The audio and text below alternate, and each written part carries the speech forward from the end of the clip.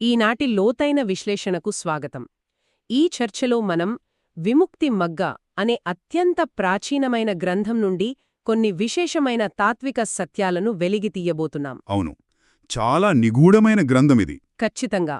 ముఖ్యంగా పాలీ భాషలోని త్రిపిటికాల ఆధారంగా సమాధి అనగా సంపూర్ణమైన ఏకాగ్రతను సాధించడం వల్ల కలిగే 4 అత్యున్నత ప్రయోజనాలను ఈ విశ్లేషణలో పరిశీలిస్తాం. ఈ ప్రయాణంలో ఒక భిక్షువు మనసు ఎంతటి ఉన్నత స్థితికి చేరుకుంటోందో విశ్లేషించడం నిజంగా ఒక అద్భుతమైన ప్రక్రియ. సరే, దీనికాస్త విడమర్చి చూద్దాం.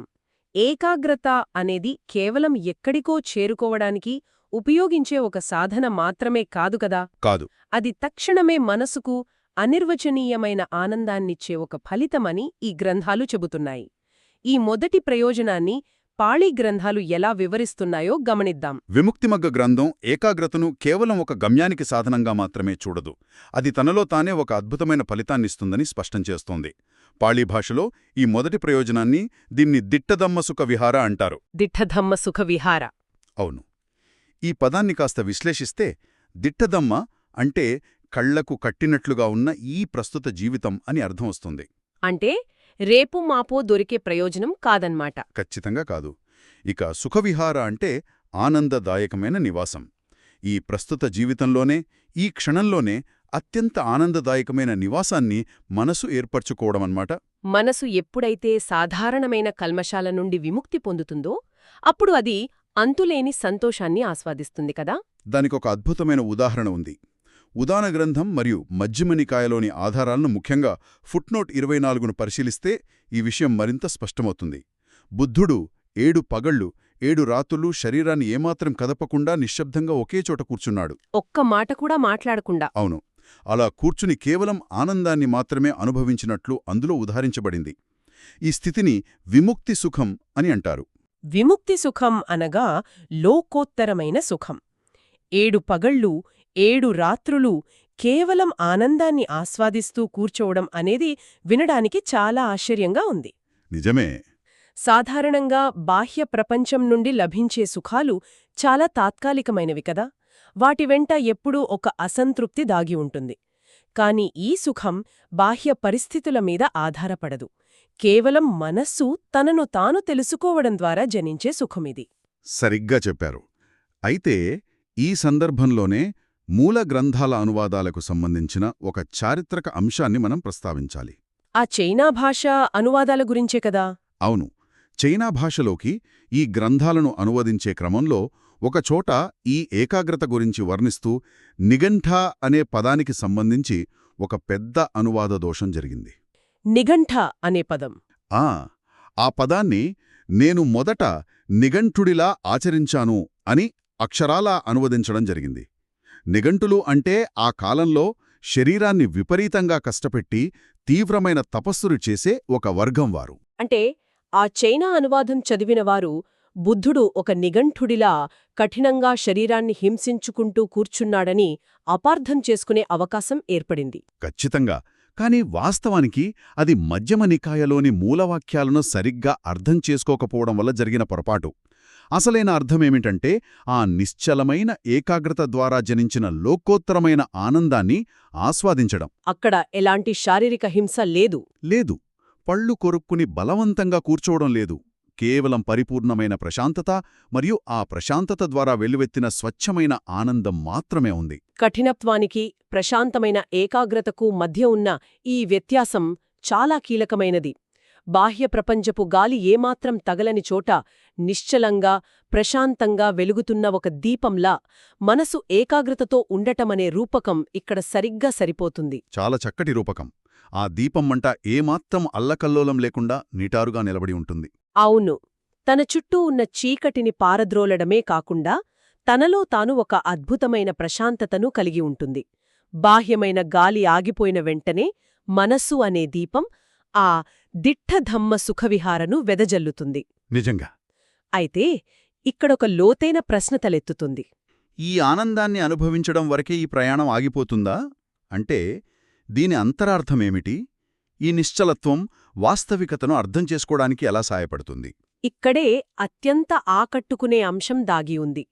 ఈ ప్రశాంతతే అసలైన సత్యాన్వేషణకు పునాది అవుతుందని త్రిపిటకాలు వివరిస్తున్నాయి. ఏకాగ్రత అనేది కేవలం ఒక ప్రశాంతమైన విశ్రాంతి గది కాదు, అది సత్యాన్ని శోధించే స్థానం. రెండో ప్రయోజనం వైపు వెళ్తున్నామన్నమాట. అవును, ఈ నిశ్చలమైన ఏకాగ్రత స్థితిలోనే అసలైన ప్రత్యవేక్షణ సాధ్యమవుతుంది. దీనినే పాళీలో విపస్సనా అని కూడా అంటారు. మనసును ఆవరించి ఉండే 5 ప్రధాన అవరోధాలు అంటే కామచ్ఛంద, వ్యాపాద, ధీనమిద్ధ, ఉద్ధచ్చకుక్కుచ్ఛ, విచికిచ్ఛ ఇవి పూర్తిగా తొలగిపోయినప్పుడు మనసు అత్యంత మృదువుగా మారుతుంది. ఏది గ్రహించడానికైనా అనుకూలంగా మారుతుంది. అవును, ఈ మృదువైన స్థితిని పాడీలో ఫాసుభావ అని పిలుస్తారు. అంటే ఏ విధమైన ఒత్తిడి లేని అత్యంత తేలికైన అనుకూలమైన స్థితి. ఈ ఫాసుభావ అనే పారదర్శకతను వర్ణించాలంటే కలుషితం లేని, ఏమాత్రం అలకల్లోలం లేని స్వచ్ఛమైన సరోవరం గుర్తుకొస్తుంది. అద్భుతమైన పోలిక. గాలి వీయనే ఆ సరోవరంపై తెర ఎంత నిశ్చలంగా ఉంటుందో దాని లోతు కూడా అంతే స్పష్టంగా కనిపిస్తుంది కదా. అడుగున ఉన్న గులకరాళ్లను సైతం ఉన్నవి ఉన్నట్లుగా చూడగలిగేంత పారదర్శకత ఆ నీటికుంటుంది. ఖచ్చితంగా. అదేవిధంగా మనస్సు ఏకాగ్రతతో నిశ్చలంగా ఉన్నప్పుడు ఆ సరోవరం అడుగున ఉన్న గులకరాళ్లలాంటి సృష్టి రహస్యాలు మన ప్రత్యవేక్షణకు అందుతాయి. మరి ఈ గులకరాళ్లు ఏమిటి? ఒక భిక్షువు ఈ ప్రత్యవేక్షణ ద్వారా సరిగ్గా దేనిని చూస్తాడు? ఆ సరోవరం అడుగున ఉన్న గులకరాళ్లను త్రిపిటకాలు చాలా ఖచ్చితమైన సాంకేతిక పదాలతో వర్ణించాయి. ఫుట్నోట్ 25ను పరిశీలిస్తే ఇది పటిసంభిదామగ్గ ఆధారంగా చెప్పబడింది. పటిసంభిదామగ్గ.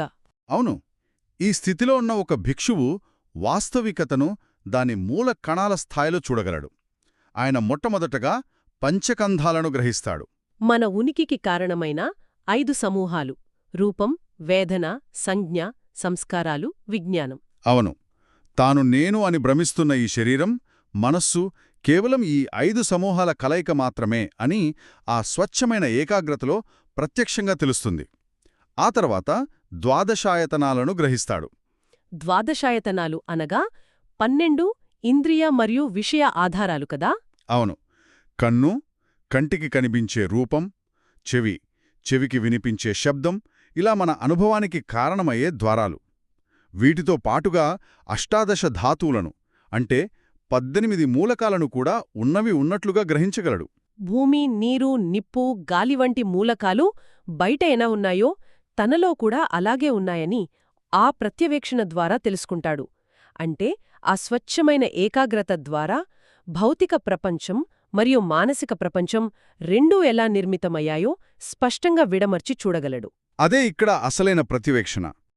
ఒక అద్భుతమైన వాక్యం గుర్తుకొస్తోంది. సమాధి ఆధారంగానే అంతా ఉన్నది ఉన్నట్లుగా తెలుస్తుంది అని అందులో స్పష్టంగా బోధించబడింది. ఏకాగ్రత అనేది వాస్తవికతను మరుగున పరుస్తున్న భ్రమల పొరలను తొలగించే సాధనం. ఖచ్చితంగా. మనసు చెదరినప్పుడు ఒక చెట్టును చూస్తే అది కేవలం ఒక చెట్టులా మాత్రమే కనిపిస్తోంది.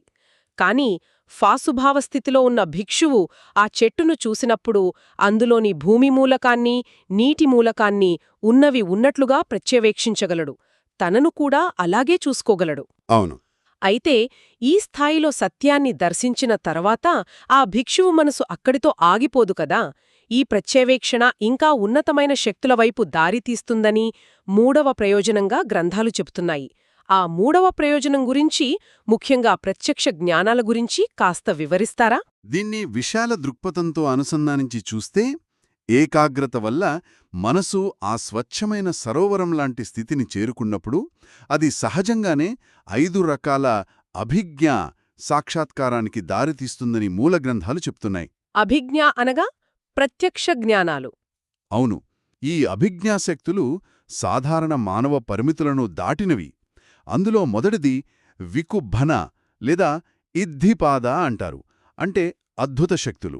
భౌతిక పరిమితులను దాటిన రూపాలు ధరించగలగడం లాంటివి. అవును, ఒకరుగా ఉండి అనేకులుగా మారడం, నీటిపైన నడవడం లాంటివి. రెండవది దివ్యశ్రోత్రం. అంటే ఎంత దూరాన ఉన్న శబ్దాలనైనా వినగలిగే అత్యున్నతమైన శ్రవణశక్తి. మూడవది ఇతరుల మనస్సులను చదవగలిగే విజ్ఞానం కదా. ఖచ్చితంగా, ఎదుటివారి మనసులో ఏముందో స్పష్టంగా తెలుసుకోగలగడం. నాల్గవది గత జన్మల స్మృతి, తన మునుపటి అస్తిత్వాలను స్పష్టంగా గుర్తుచేసుకోగలగడం. ఇక 5వది దివ్య దృష్టి, కంటికి కనిపించని లోకాలను చూడగలిగే శక్తి. ఈ 5 రకాల అభిజ్ఞ గురించి వింటుంటే ఇదొక మాయాజాలంలాగా అనిపించే అవకాశం ఉంది. కాని త్రిపిటకాలు వీటిని ఆ కోణంలో చూడవు కదా. మనసు అత్యంత పారదర్శకంగా మారినప్పుడు దానంతటదే వికసించే శక్తులివి. అవును, ఇది బలవంతంగా సాధించేది కాదు. దీన్ని ఎలా అర్థం చేసుకోవాలంటే, ఒక పక్షికి ఆకాశంలో ఎగరడమనేది ఎలాంటి అద్భుత శక్తి లేదా మాయాజాలం కాదు. అది దాని సహజ స్వభావం. అది తన రెక్కలకు అంటుకున్న బరువులను వదిలించుకున్నప్పుడు సహజంగానే పైకి లేస్తుంది. అదేవిధంగా మనసు కూడా బరువులను వదిలించుకుని సమాధి ద్వారా పరిపూర్ణ ఏకాగ్రతను సాధించినప్పుడు భౌతిక పరిమితులు ఆటోమేటిక్గా దాటిపోతాయి. చాలా అద్భుతమైన పోలిక. ఆ పక్షి రూపకం ఈ విషయాన్ని స్పష్టంగా వివరిస్తోంది. ఇది ఏదో మాయాజాలం కాదని త్రిపిటకాలలో స్పష్టంగా ఉంది. ఫుట్నోట్ 29ని ఒకసారి చూస్తే దీగనికాయలోని వాక్యాలు కనిపిస్తాయి. అందులో ఎలా వివరించారు? బుద్ధుడు ఆ వాక్యాంలో చాలా స్పష్టంగా చెబుతారు. మనసు ఎప్పుడైతే ఏకాగ్రతతో, స్వచ్ఛంగా, ప్రకాశవంతంగా, ఏ మచ్చ లేకుండా అత్యంత అనుకూలంగా మారుతుందో అప్పుడు భిక్షు తన మనసును ఈ ప్రత్యక్ష జ్ఞానాల వైపుకు సహజంగానే మళ్లిస్తాడు అని. అంటే ఈ శక్తులను ఎక్కలనుంచో అరువు తెచ్చుకోరు. లేదు, కల్మషాలు లేని మనసుకు భౌతిక ప్రపంచపు సమయం, దూరమనే పరిమితులుండవు. ఆ అపరిమితత్వమే ఈ అభిజ్ఞాకు మూలం. గులకరాళ్లను చూసిన అదే సరోవరం లాంటి మనసు ఇప్పుడు తన అంచులను దాటి అనంతంగా వ్యాపిస్తుందన్నమాట. అపరిమితత్వం గురించి అద్భుతంగా చెప్పారు. ఆ అత్యున్నతమైన ఏకాగ్రత అనేది సమస్త జ్ఞానానికి పునాది.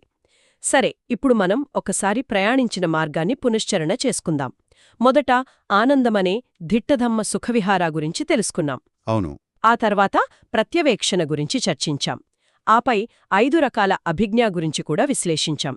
ఈ క్రమంలో 4వ మరియు చివరి ప్రయోజనం అంటే తదుపరి అస్తిత్వానికి ఈ సమాధి ఎలా మార్గనిర్దేశం చేస్తోంది. ఈ 4వ ప్రయోజనం అత్యంత సుదీర్ఘమైన ప్రభావాన్ని చూపే అంశం. పాళీ భాషలో దీన్ని భవసంపత్తి అంటారు. అంటే అత్యున్నత అస్తిత్వ సాధన. భవసంపత్తి. దీన్ని అర్థం చేసుకోవాలంటే మనం అసేఖ అనే పదాన్ని విశ్లేషించాలి. అసేఖ అంటే శిక్షణ పూర్తయినవాడు, సంపూర్ణంగా విముక్తి పొందినవాడు. అతనికిక పుట్టుక మరణం ఉండవు కదా. అవును, కాని ఒక భిక్షువు ఇంకా ఈ అసేఖ స్థితికి చేరని శిక్షణలో ఉన్న వ్యక్తి అనుకుందాం. ఆయనక్కూడా ఈ ఏకాగ్రత వృధా పోదు. ఈ సమాధి అతనికొక ఉన్నతమైన భవిష్యత్తును ప్రసాదిస్తుంది. ఫుట్నోట్ 30ని పరిశీలిస్తే ఇక్కడొక చక్కటి పాండిత్యపరమైన పోలిక కనిపిస్తుంది. అది విశుద్ధిమగ్గకు సంబంధించిన పోలికే కదా. అవును, విశుద్ధిమగ్గ అనే ప్రాచీన గ్రంథంలో ఈ ప్రయోజనాన్ని భవవిశేష అని వర్ణించారు. అనగా అస్తిత్వంలో ఒక విశేషమైన ఉన్నతి. అదే విముక్తిమగ్గలో దీనిని భవసంపత్తి అని పిలిచారు. పదాలు వేరైనా అంతరార్థం ఒక్కటే. ఒకవేళ పూర్తి విముక్తి పొందకపోయినా ఆ ఏకాగ్రత యొక్క శక్తి వల్ల అత్యంత ఉన్నతమైన, ప్రశాంతమైన లోకాలలో జన్మిస్తాడు. ఈ భవసంపత్తి ఎంత బలీయమైనదంటే కేవలం కొద్దిసేపు ఆ నిశ్చలత్వంలో నిలబడితే కూడా అది భవిష్యత్తును మార్చేస్తుందని త్రిపిటకాలలో ఉంది కదా. అవును. మొదటి ధ్యాన అనగా ప్రాథమిక ధ్యానస్థితి. ఆ మొదటి ధ్యానాను కొద్దిసేపు అభ్యసించినా సరే ఆ పుణ్యం బ్రహ్మలోకంలో జన్మించే ఉన్నత అస్తిత్వాన్నిస్తుందని స్పష్టంగా ఉంది. అంటే ఇది మనస్సు అనే పొలంలో నాటే ఒక చిన్న విత్తనం లాంటిది. ఖచ్చితంగా విత్తనం లాంటిదే. ఆ విత్తనం సరైన సమయం వచ్చినప్పుడు ఒక మహావృక్షంగా మారి అనంతమైన ఫలాలను ఇస్తుంది. ఏకాగ్రత కోసం వెచ్చించిన ఏ ఒక్క క్షణం కూడా వృధాపోదు. మనసు ఒకసారి ఆ ప్రశాంతత రుచిని చూసిన తర్వాత ఆ సంస్కారం దానిలో లోతుగా నాటుకుపోతుంది. ఆ భవసంపత్తి అనేది ఒక బహుమతి లాంటిది. భౌతిక శరీరం నశించినా ఆ నిశ్చలమైన ఏకాగ్రత సృష్టించిన తరంగాలు ఆ జీవిని అత్యున్నత స్థానాలకు చేర్చుతాయి. ఇప్పటివరకు మనం గమనిస్తే సమాధి ద్వారా మనసుకు లభించే చల్లదనం అనేది అణువణువును మార్చివేసే ఒక సంపూర్ణ పరివర్తన.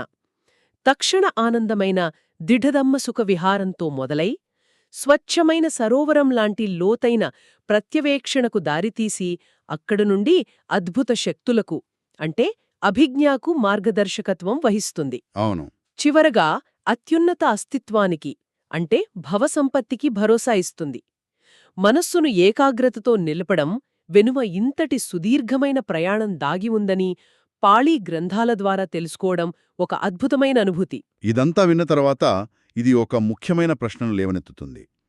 పూర్తి నిశ్చలత్వంలో గడిపిన కొన్ని క్షణాలు ఒక భిక్షువు యొక్క వాస్తవికతను ఇంతలా మార్చేయగలిగితే, నిరంతరం బాహ్య ప్రపంచపు అల్లరిలో చిక్కుకున్న మన సొంత మనసులో కూడా అదే స్వచ్ఛత దాగే ఉంటుంది కదా. నిజమే. మనసు అనే ఆ ప్రశాంతమైన సరోవరాన్ని మనం నిరంతరం రాళ్లు వేసి అల్లకల్లోలం చేస్తూనే ఉన్నాం. ఒకవేళ మనం కూడా ఆ గాలిని ఆపివేసి నిశ్చలత్వాన్ని అనుమతిస్తే ఇంకెన్నెన్ని అద్భుత శక్తులు, ఎంతటి ప్రశాంతత మేల్కొనకుండా ఉండిపోయాయో కదా.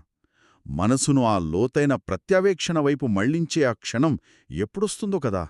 మనలోనే దాగి ఉన్న ఆ అనంతమైన ప్రశాంతత వైపు ప్రయాణించాలనే ఈ అత్యంత ధ్యానాత్మకమైన ఆలోచనతో ఈనాటి ఈ లోతైన విశ్లేషణను ముగిద్దాం. వందనాలు.